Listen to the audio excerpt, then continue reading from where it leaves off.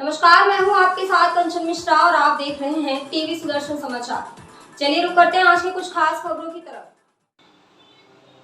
Army के साथ सरकार का खिलवाड़ देश को बर्दाश्त नहीं, जयंत चौधरी ने कहा। उत्तर प्रदेश में बुलंदशहर के अगौता क्षेत्र के शाहनगर में राष्ट्रीय लोकदल की युवा पंचायत हुई, जिसमें राष्ट्रीय अध्यक्ष जयंत चौधरी ने पंचायत को संबोधित किया और कहा कि देश का युवा अग्निपथ योजना को समझ गया है। युवा विरोध करना चाहता है, हम नाराज युवाओं के लिए मंच तैयार कर रहे हैं। 2019 से अब तक सेना में भर्ती नहीं हुई, कोविड काल में चुनाव हुए, सियासत हुई। सरकार ने जानबूझकर सेना में 2 साल तक भर्ती नहीं की, इसलिए सरकार अग्निपथ योजना लाई। सरकार मान रही है कि युवा अग्निपथ में मजबूरीवश आएंगे। जिन युवाओं ने 2019 में भर्ती की प्रक्रिया को पूरा कर लिया था, उन युवाओं को नौकरी देनी चाहिए। ऐसे बहुत से युवा अब ओवर एज हो गए हैं, जयंत चौधरी ने कहा।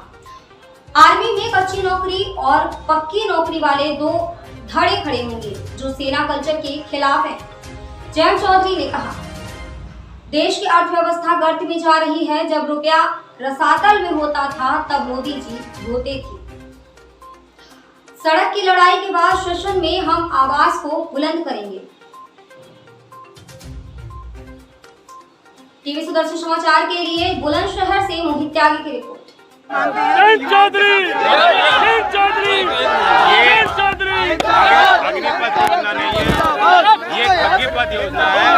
देश के प्रतिभाशाली नौजवानों के साथ ठगी हो रही है। आपका एक बयान हो गया है कि आने वाले समय में पुलिस के साथ भी ऐसा ही मिलावट मिलने और आपके भी जाऊंगा, आपसे पूछूंगा क्या काम आपको कराने हैं। क्या आम की फसल देखूंगा आपके बाग में बैठ के, कहीं आम खाऊंगा, कहीं दूध पीऊंगा, आपका आशीर्वाद लूंगा।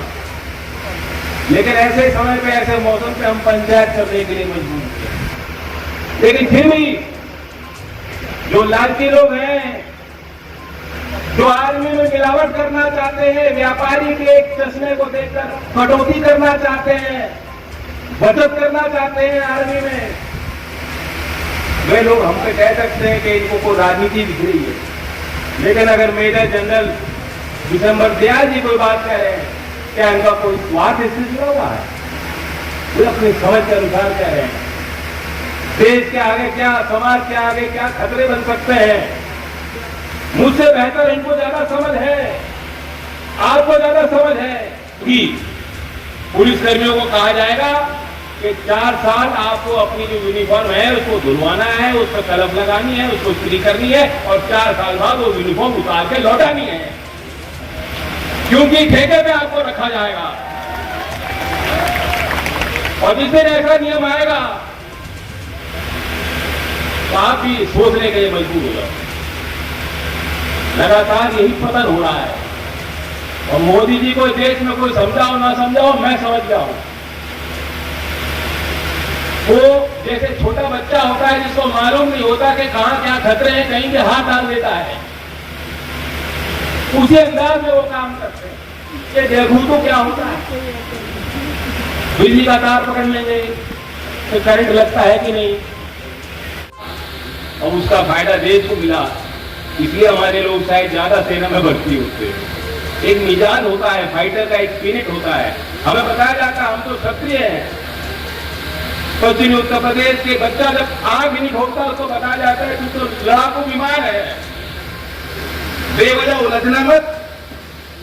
लेकिन अगर कुछ दिक्कत आएगी तो लड़ना ये सारे नौजवान जानते हैं। उसका लाभ देश को मिला है। लेकिन यही जड़ें काटना चाहते हैं जो किसान आंदोलन जिस क्षेत्र में हुआ, जानबूझकर कि यहां से भर्ती ना हो, बुलंदशहर से भर्ती ना हो पाए। हरियाणा, पंजाब, राजस्थान, यूपी, उत्तराखंड, जिन प्रदेशों से ज्यादा आज भर्ती हो रही है, वहां भर्ती रोकने के लिए योजना लाए और कोई इनकी मंशा नहीं है और बचत भी नहीं हो रही। आपको 15 साल बाद पेंशन देनी होती, अब 4 साल बाद सरकार का खर्चा बढ़ गया कि नहीं बढ़ गया? 4 साल बाद देगी सरकार, तो इसके तो ना सर है ना पैर है।